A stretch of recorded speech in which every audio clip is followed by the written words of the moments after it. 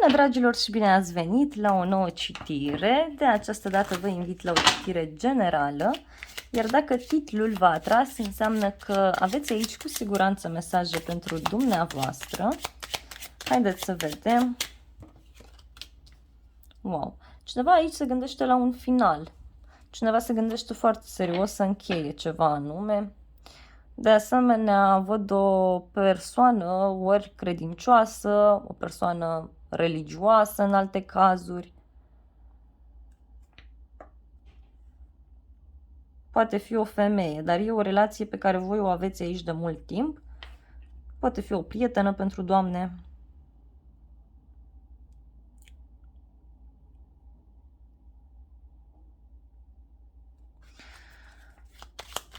Parcă v-ați stabilizat undeva și lucrurile rămân așa mult timp. Să vedem mai departe. Wow, foarte interesant. În primul rând aici se vede foarte clar că unii dintre voi vreți să faceți o schimbare, vreți să faceți o mutare sau parcă v-a venit o persoană în casă de la distanță mare, dintr-un alt oraș, dintr-o altă țară sau urmează să vină în alte cazuri, dacă n-a venit deja.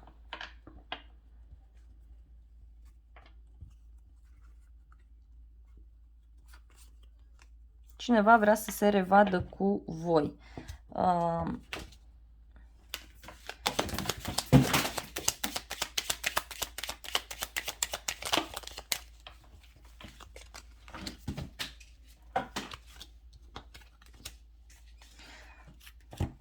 Văd că este ca și cum faceți o călătorie în aer liber sau o călătorie în depărtare.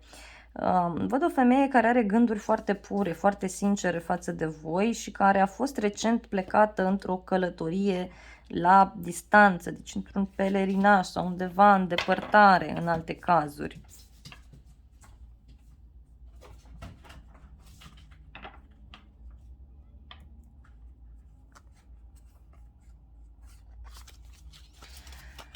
Văd o problemă aici care ține de dragostea voastră în unele cazuri și care poate ține de drumul unei persoane. Dacă sunteți într-o relație, parcă partenerul sau partenera nu prea este foarte mulțumit sau mulțumită de faptul că voi nu îi acordați suficientă atenție în unele cazuri. E o persoană care stă de mult timp în viața voastră, care vrea ceva stabil, mai ales dacă sunteți femeie. Iar dacă sunteți bărbat, e vorba de faptul că ați obosit să tot așteptați ceva anume. Hai să vedem, dragii mei. Wow! Dacă sunteți femeie, vedeți că acest bărbat are o persoană foarte șireată, o persoană rece, o persoană mai rea, care, nu știu, parcă îi vrea răul și din acest motiv acest bărbat este supărat. Iar dacă sunteți bărbat, vedeți că această supărare are legătură cu o persoană, poate fi o femeie, dar nu e neapărat nevoie, care, nu știu, ori a plecat, ori s-a mutat, ori dacă sunteți într-o relație la distanță, să știți aici că ceva nu este în regulă, da? Ceva vă dă cu virgulă. Mai văd o încheiere de acte sau o încheiere care ține de hârtii, o veste de final, dar e o veste cu noroc pentru voi.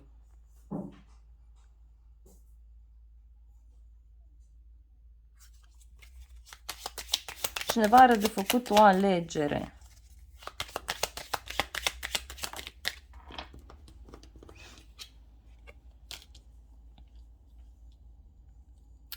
Deci aici această persoană, dragii mei, care este în această situație de final, de a finaliza, de a rezolva ceva cu niște acte, să știți că este o persoană foarte puternică și este o persoană care, nu știu, care conduce o instituție sau care este șef, este șefă, cineva care se află într-o situație de indecizie, iarăși văd aici.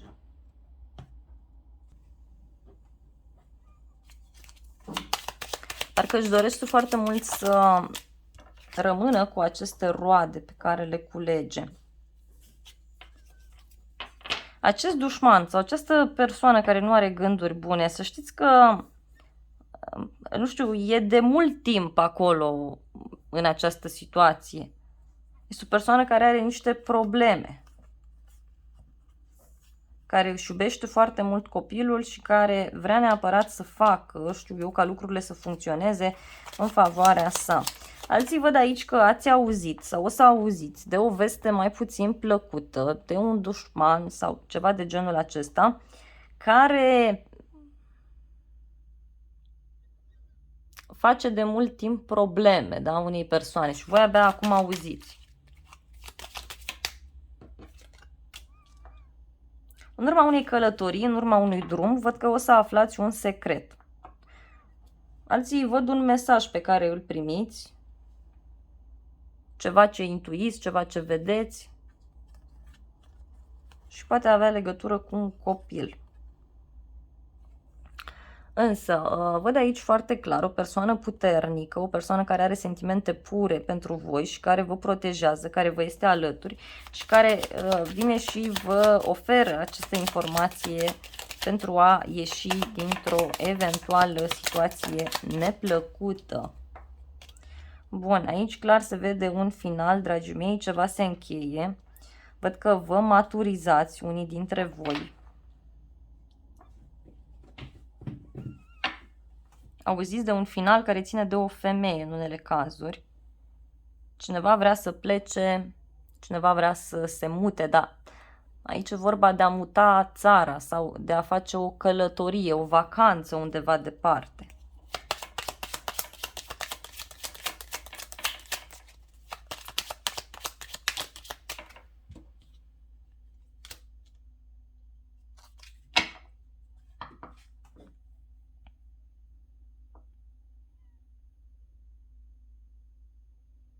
Văd un bărbat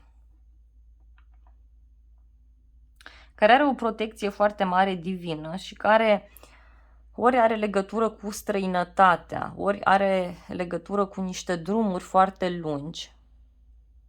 Deci se află la distanță de voi sau la muncă face niște drumuri lungi și care, nu știu, ar putea să vă schimbe destul de mult aici viața, ar putea să vă schimbe destul de mult perspectiva. Parcă reușiți să vă mutați cu cineva, reușiți să scăpați din această situație toxică.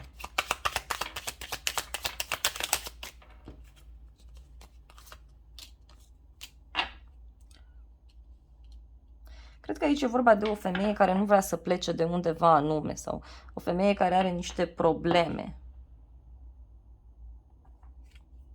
Dar uitați că voi sunteți ajutați, cred că de un bărbat în unele cazuri, indiferent dacă sunteți femeie sau dacă sunteți bărbat, deoarece această persoană este o persoană influentă, foarte puternică, o persoană care are momente în care lucrează mult, are momente în care ia pauză foarte mult timp și care vă poate ajuta foarte mult, care poate fi ca un noroc pentru voi. Vine și vă apără sau vine și vă oferă informația de care voi aveți nevoie. Și văd o răscruce de drumuri.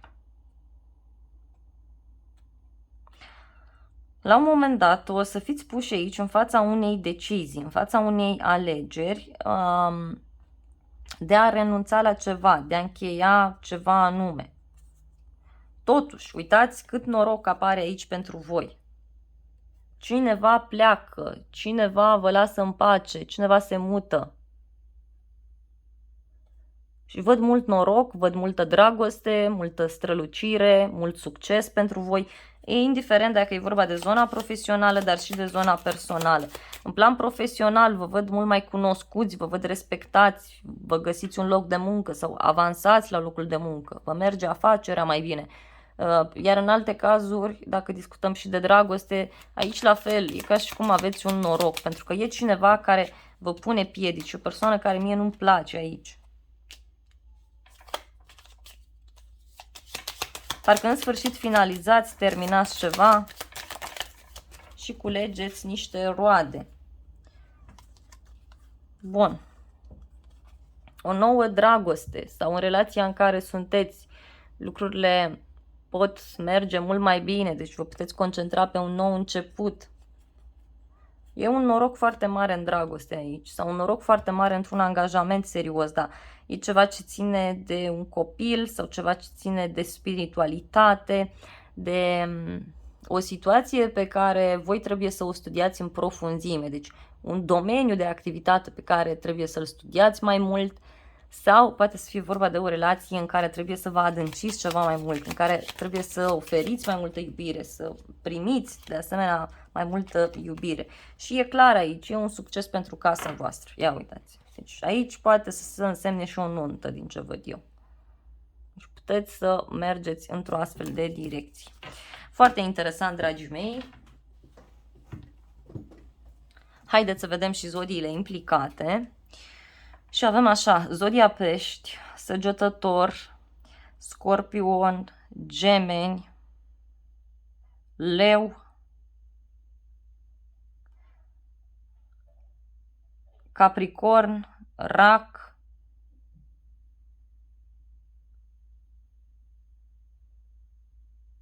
Fecioară,